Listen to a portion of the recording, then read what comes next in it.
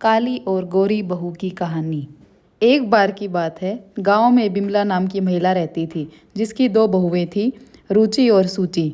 रुचि का रंग गोरा था और सूची का रंग काला था। बिमला अपनी गोरी बहू को ज़्यादा पसंद करती थी और काली बहू के साथ बुरा बर्ताव करती थी।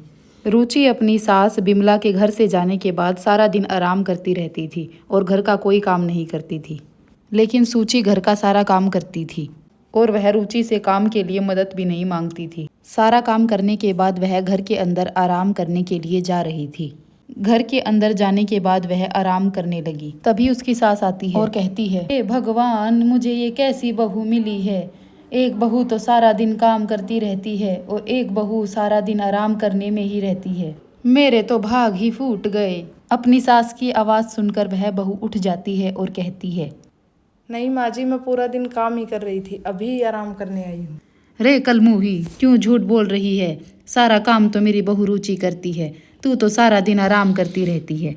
नहीं माँ जी, मैं सच बोल रही हूँ, घर का सारा काम मैंने ही किया है। यह शोर सुनकर रुचि कमरे से बाहर आती है और कहती है, हाँ माँ जी, घर का सारा काम मैंने किया है। सूची तो आपके जाने के बाद तब से सो रही थी। नहीं माँ जी, रुचि दीदी झूठ बोल रही है, घर का सारा काम तो मैं ही कर रही थी।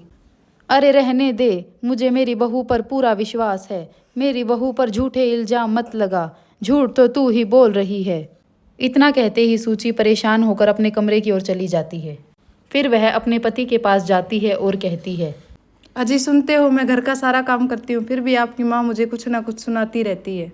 अब भी देख लीजिए, सारा काम मैंने ही किया था और रुचि दीदी ने मुझे माँ जी के सामने झूठा साबित कर दिया। अरे फिर क्या हो गया, तुम्हें तो माँ के स्वभाव का पता ही है। तुम उदास मत हो, उनकी तो बोलने की आदत है। अच्छा, मैं खेत के काम से बाहर जा रहा हूँ। फिर सूची का पति अपने काम पर चला जाता है।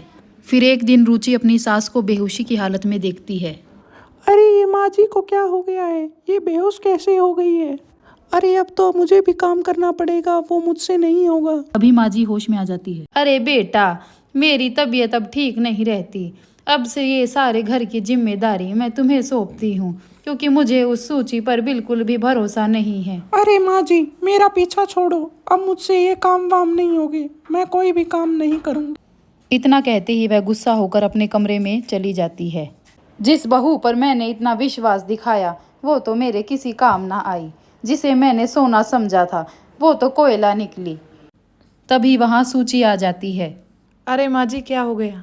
अरे बेटा, मेरी तबीयत खराब है। ठीक है माँ जी, आप आराम कर लीजिए, इतने में बाकी सारा काम कर देती हूँ। इतना कहते ही वह काम करने के लिए चली जाती है। अरे रुचि बेटा, जरा मेरे लिए एक कप चाय तो बना दो। अरे माँ जी, मुझसे चाय वाय नहीं बनेगी, मैं तो अंदर आराम करने के लिए जा रही हूँ।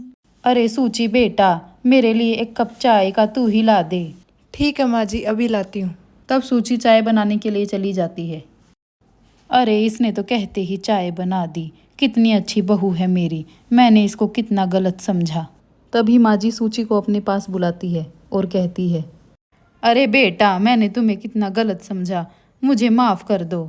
कोई बात नहीं माँ जी, मुझे आपकी बातों का कुछ बुरा नहीं लगा, मेरा तो फ़र्ज़ है आपकी सेवा करना। और सास को अपनी गलती का एहसास होता है और वह रो पड़ती है। इस तरह से आज की यह कहानी यही समाप्त होती है। और कहानियों के लिए चैनल को लाइक, शेयर एंड सब्सक्राइब करें।